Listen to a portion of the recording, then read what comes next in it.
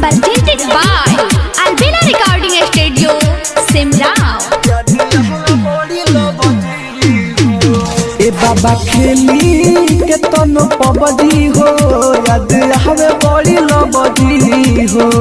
ए बाबा खेली के तनो पबजी हो याद हवे बड़ी लबजी हो। दुआरा योनी हो जल चढ़ैनी हो, दुआरा योनी हो जल चढ़ैनी हो, पीनी नींबू पानी कागजी हो। ए बाबा खेली के तनो पबजी हो बाकी हाथ आवे लबजी हो। ए बाबा खेली के तनो पबजी हो याद आवे बड़ी लबजी हो।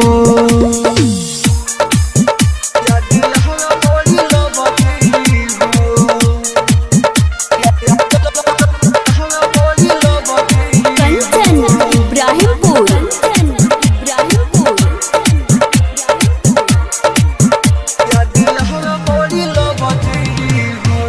कैसे भूली तू ही बोला हो बाबा भोला हो।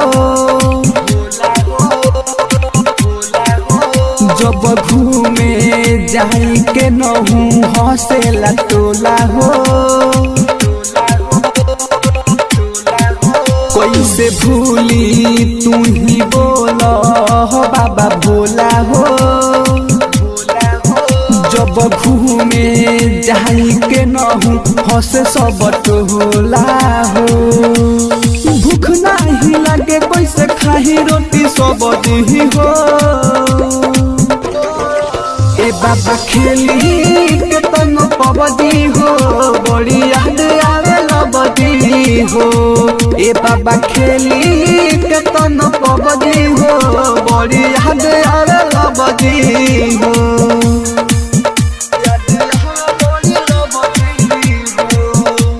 Presented by Albina Recording Studio, Simla। Kanchan Ibrahimpur.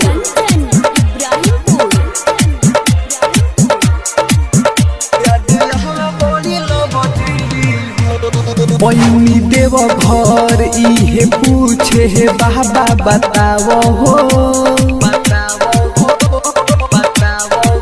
हो अमर जीत पहर मुध के गम के हटाओ हो।